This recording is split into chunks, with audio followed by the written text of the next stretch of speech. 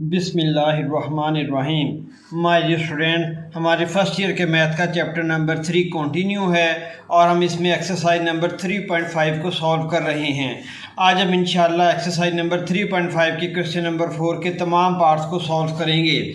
इसकी स्टेटमेंट को पहले अंडरस्टैंड कर लेते हैं। इसके अंदर वो कह रहा है कि solve the following systems of homogeneous linear equation. अब इसके अंदर ये लफ्ज़ नया है कि होमोजीनियस इक्वेशंस कौन सी होती हैं। बहुत सिंपल, ये हमारे पास लीनियर इक्वेशन मौजूद है। लीनियर इक्वेशन के बारे में हम प्रीवियस लेक्चर्स के अंदर इन डिटेल डिस्कस कर चुके हैं। बहरहाल लीनियर इक्वेशन हमारे पास बेटा एक ऐसी इक्वेशन होती है जो ax plus B Y plus G की फॉर्म के अंदर हो और जिसके अंदर जो वेरिएबल की मैक्सिमम पावर हो वो 1 होनी चाहिए। ठीक हो क्या बेटा? और अगर ये कांस्टेंट 0 के इक्वल आ जाए तो उसको होमोजीनियस लीनियर इक्वेशन कहेंगे। लेकिन अगर ये कांस्टेंट 0 के इक्वल ना हो बल्कि 0 के अलावा अदर देन 0 हो, 1 2 3 4 5 कोई भी वैल्यू हो तो इसको कहेंगे homogeneous non homogeneous linear equation. अगर ये कांस्टेंट की वैल्यू जो है ये 0 के इक्वल आ जाए तो उसको कहेंगे होमोजीनियस लीनियर इक्वेशन, और अगर ये कांस्टेंट 0 के अलावा हो तो उसे कहेंगे नॉन होमोजीनियस लीनियर इक्वेशन। और यहाँ पर चूंकि एक से ज़्यादा लीनियर इक्वेशन मौजूद हैं इसलिए इसको सिस्टम कह देते हैं, system of homogeneous linear equation. और ये तमाम के तमाम होमोजीनियस लीनियर इक्वेशंस हैं क्योंकि कांस्टेंट्स की वैल्यू 0 के इक्वल हैं। तो ये कंसेप्ट क्लियर हो गया। अब हमने इसको सॉल्व करना है। सॉल्व करने से क्या मुराद है, जो इसके अंदर जो हमारे पास होमोजीनियस लीनियर इक्वेशंस के अंदर वेरिएबल्स हैं उनकी वैल्यूज़ को फाइंड आउट करना है, यानी एक्स वाई जी। तो हमें x की वैल्यू को भी फाइंड आउट करना है बेटा, y की वैल्यू को भी फाइंड आउट करना है और z की वैल्यू को भी हमें फाइंड आउट करना है। तो अगर यहाँ पर x1, x2 और x3 होते तो फिर हम x1, x2 और x3 की वैल्यूज़ को फाइंड आउट करते। लेकिन यहाँ पर चूंकि x, y, z हैं इसलिए इनकी वैल्यूज़ को फाइंड आउट करेंगे। और तरीका बिल्कुल वही क्वेश्चन नंबर 3 की तरह के हमने ऑगमेंटेड मैट्रिक्स बनानी है और उसके बाद एचेलॉन फॉर्म के अंदर इसको कन्वर्ट करके वैल्यूज़ को फाइंड आउट कर लेंगे।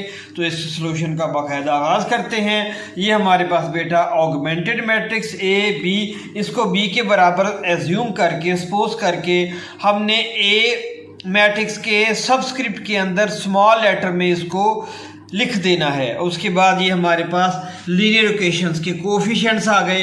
देखिए x का कोफिशिएंट 1, y का कोफिशिएंट 2, z का कोफिशिएंट -2 और ये 0 हमने एज इट इज लिख दिया। उसके बाद बेटा x का कोफिशिएंट क्या आ गया, 2 आ गया, y का कोफिशिएंट 1 आ गया और z का कोफिशिएंट हमारे पास 5 आ गया और ये 0 हमने एज इट इज लिख दिया। इसी तरीके से x का कोफिशिएंट 5, y का कोफिशिएंट 4 और z का कोफिशिएंट 8 और ये 0 को हमने एज इट इज लिख दिया।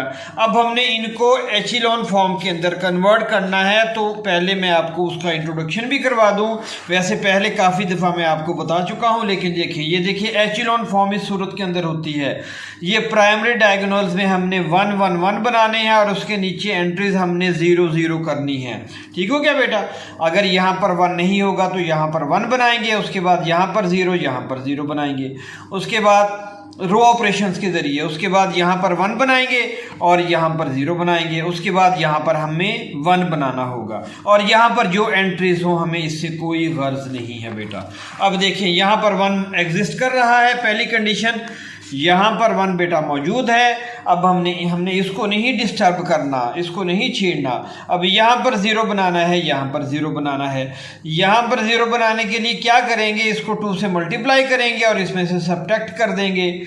और बेटा यहाँ पर 0 बनाने के लिए क्या करेंगे, इसको रो 1 को 5 से मल्टीप्लाई करके इसमें से सब्ट्रैक्ट कर देंगे तो हमारा ये वाला टास्क कंप्लीट हो जाएगा। देखिए वही काम बेटा मैंने यहाँ पर किया, R2 -2 R1 और R3 -5 R1। अब देखिए इसको 2 से मल्टीप्लाई किया 2 2 -2 0, इसको 2 से मल्टीप्लाई किया 4 1 -4 -3, इसको 2 से मल्टीप्लाई किया तो -4 आ गया हमारे पास।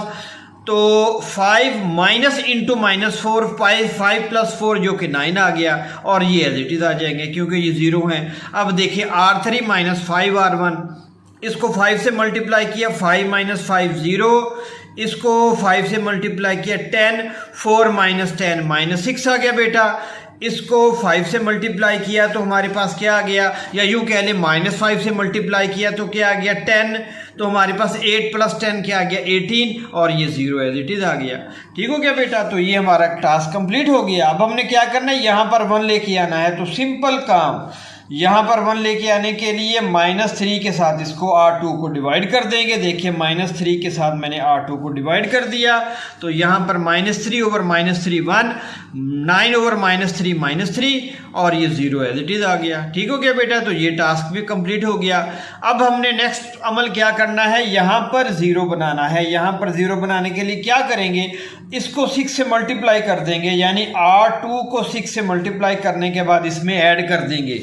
ये बात आपने जहन में रखनी है कि अब ऐड करेंगे, क्योंकि यहाँ पर माइनस है, अगर माइनस करेंगे तो -6 वो बन जाएगा -12, पूरी मेहनत ज़ाया हो जाएगी। तो ये बात आपने जहन में रखनी है। देखिए R3 + 6R2, 6 के साथ इसे मल्टीप्लाई किया तो 6 -6 + 6 क्या आ गया बेटा 0 आ गया। तो इसको मल्टीप्लाई किया हमने 6 के साथ तो -18, 18 - 18 हमारे पास 0 आ गया। ठीक हो गया। अब यहाँ पर देखें, अब यहाँ पर हम 1 बना ही नहीं सकते, क्योंकि इसको 0 करने के लिए यहाँ पर जो हमने ऑपरेशन किया तो इसने इसको भी 0 कर दिया। ठीक हो गया बेटा। अब हमने क्या करना है, इसको इक्वेशन की फॉर्म के अंदर लिखना है बेटा। इक्वेशन की फॉर्म की हम लिखेंगे, देखिए x + 2y - 2z = 0, ये equation number 1, y - 3z = 0 equation number 2 आ गई।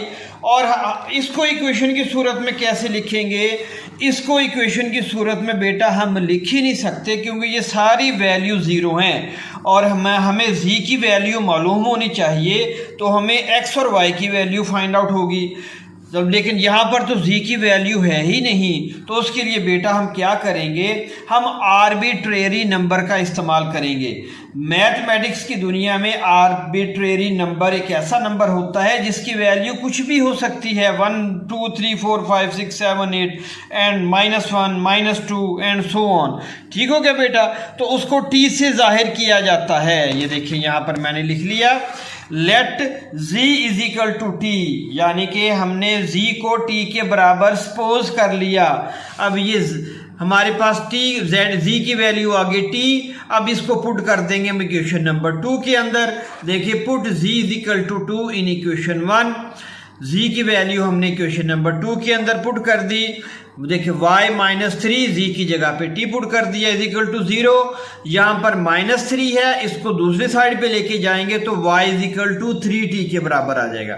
अब देखिए z की वैल्यू भी आ गई, y की वैल्यू भी आ गई। अब बेटा हमने क्या करना है, अब हमने x की वैल्यू को फाइंड आउट करना है। यहाँ पर इक्वेशन नंबर 1 के अंदर y और z की वैल्यू को रेस्पेक्टिवली पुट कर दें। Now put z = t, y = 3t इन इक्वेशन 1। वैल्यूज पुट की, वैल्यूज पुट करने के बाद इसको सिंप्लीफाई किया, 2 को 3t के साथ मल्टीप्लाई किया 60, ये -2t = 0। अब बेटा हमारे पास क्या है, +60 - 2t, इसको सिंप्लीफाई करेंगे तो +4t = 0। 4t इक्वल के लेफ्ट साइड पे है, जब राइट साइड पे लेके जाएंगे तो ये -40 बन जाएगा। तो हमारे पास x की वैल्यू क्या आ गई -40, y की वैल्यू 3t और z की value t, where t is any arbitrary number, यानी t की कोई भी वैल्यू हो सकती है। बिल्कुल इसी तरीके से इसका सेकंड एंड थर्ड पार्ट बेटा हम सॉल्व करेंगे। ये देखिए, ये हमारे पास क्वेश्चन नंबर 4 का सेकंड पार्ट आ गया। ये हमारे पास होमोजीनियस लीनियर इक्वेशन का सिस्टम मौजूद। इसको सबसे पहले हम लिखेंगे ऑगमेंटेड मैट्रिक्स के अंदर। x1 का कोफिशिएंट 1 आ गया, x2 का कोफिशिएंट बेटा आ गया हमारे पास 4, x3 का कोफिशिएंट 2, ये 0 एज इट इज लिख दिया। उसके बाद x1 का कोफिशिएंट 2, x2 का कोफिशिएंट 1, x3 का कोफिशिएंट -3, 0 एज इट इज आ गया। x1 का कोफिशिएंट 3, x2 का कोफिशिएंट 2 और x3 का कोफिशिएंट हमारे पास आ गया -4 और 0 एज इट इज आ गया। अब हमने इसको एचिलॉन फॉर्म के अंदर बेटा कन्वर्ट करना है। एचिलॉन फॉर्म में कन्वर्ट करने के लिए यहाँ पर 0 होना चाहिए, यहाँ पर 0 होना चाहिए, बिल्कुल सिंपल।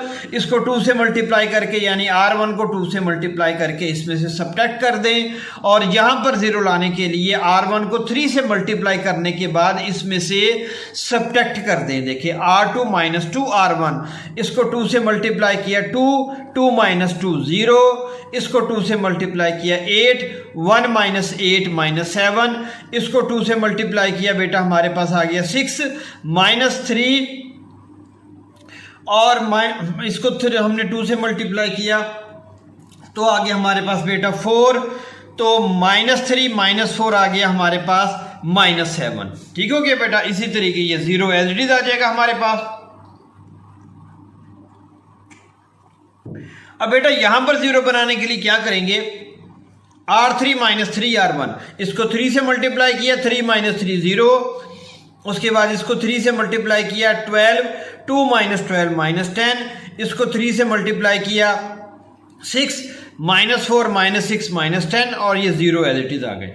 अब हमने क्या करना है, देखें ये टास्क हमारा कंप्लीट हो गया एचेलॉन फॉर्म वाला, कि 1 के नीचे सारी एंट्री 0 होनी चाहिए। अब हमें यहाँ पर 1 बनाना है, तो सिंपल यहाँ पर 1 बनाने के लिए बेटा हम क्या करेंगे, यहाँ पर 1 बनाने के लिए माय डियर स्टूडेंट्स हम इसको डिवाइड कर देंगे -7 के साथ। देखिए R2 को डिवाइड कर दिया हमने -7 के साथ, तो यहाँ पर क्या आ गया 1 आ गया, यहाँ पर बेटा 1 आ गया। ठीक हो गया बेटा,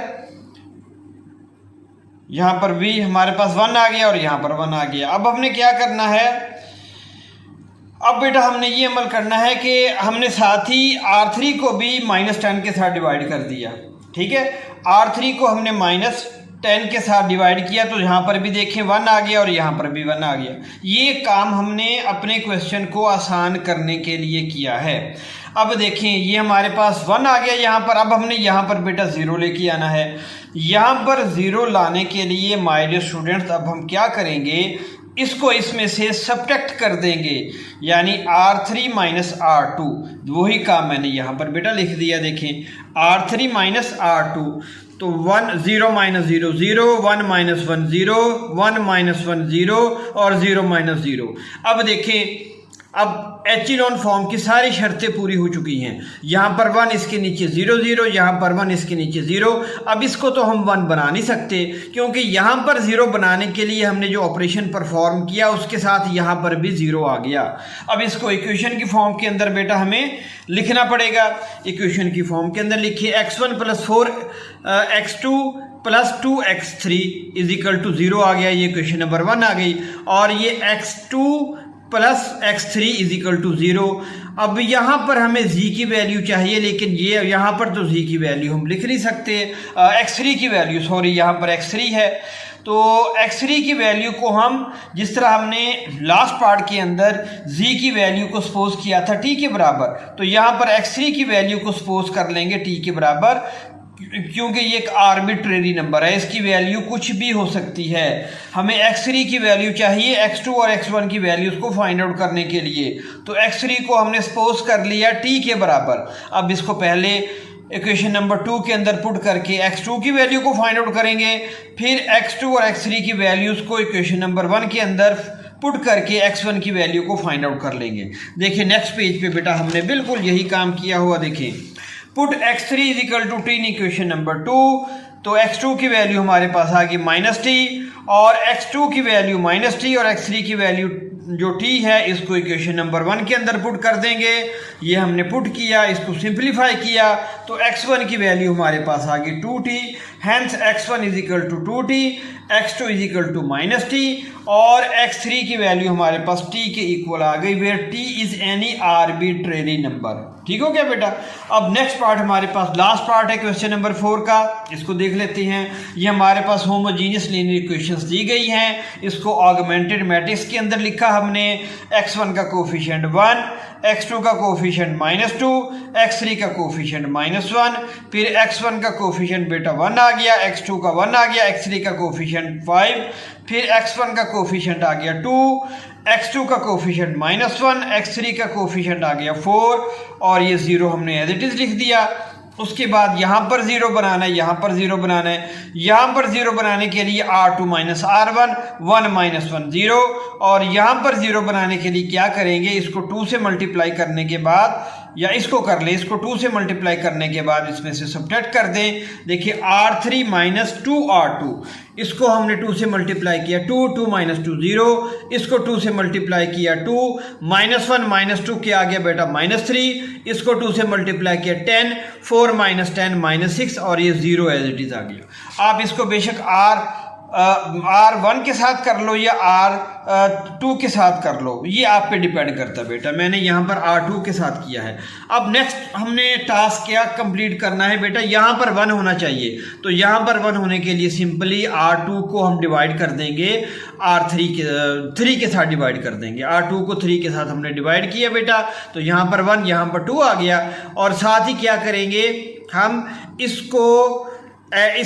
इसको इसके अंदर ऐड कर देंगे, यानी R3 प्लस R2 कर देंगे तो यहाँ पर 0 भी हो जाएगा। मैंने एक ही स्टेप के अंदर दोनों जो ऑपरेशन है उनको परफॉर्म कर दिया। देखिए -3 प्लस 3 0, -6 प्लस 6 0 और 0 हमारे पास प्लस 0 इज इक्वल टू 0। ये एचेलॉन फॉर्म की सारी कंडीशन पूरी हो गई। अब इनको हम इक्वेशन की फॉर्म के अंदर लिख देते हैं। x1 minus 2 x2 minus x3, x1 minus 2 x2 minus x3 is equal to 0, equation number 1 आ गई। और x2 plus 2 x3, x2 plus 2 x3 is equal to 0, equation number 2 आ गई। अब x3 की वैल्यू को सपोज कर लेंगे t के बराबर, जिस तरह हमने लास्ट क्वेश्चन के अंदर किया था। अब put x3 is equal to t in equation 2, equation number 2 के अंदर हमने इसको बेटा पुट कर दिया, तो x2 की वैल्यू हमने फाइंड आउट कर ली, वो किसके बराबर आ गई, -2t की। Now put x2 is equal to -2t, x3 is equal to t in equation 1। अब x2 और x3 की वैल्यूज को बेटा इक्वेशन नंबर 1 के अंदर पुट कर देंगे। ये हमारे पास इक्वेशन नंबर 1 मौजूद, x3 और x2 की वैल्यू को पुट किया तो हमारे पास x1 minus 2 into -2t minus t is equal to 0, तो -2 और -2t को जब मल्टीप्लाई करेंगे तो आ जाएगा +4t। ठीक हो गया बेटा, 4t माइनस t आ जाएगा 3t। जब इसको हम इक्वल के दूसरी साइड पे लेके जाएंगे तो ये -3t बन जाएगा। तो इस तरह हमारे पास x1 की वैल्यू भी आ गई -3t, x2 की वैल्यू आ गई -2t और x3 की वैल्यू बेटा हमारे पास आ गई t, where t is any arbitrary number, यानी t की कोई भी वैल्यू हो सकती है। तो माय डियर स्टूडेंट्स, ये हमारे पास क्वेश्चन नंबर 4 के तमाम पार्ट्स कंप्लीट हो गए।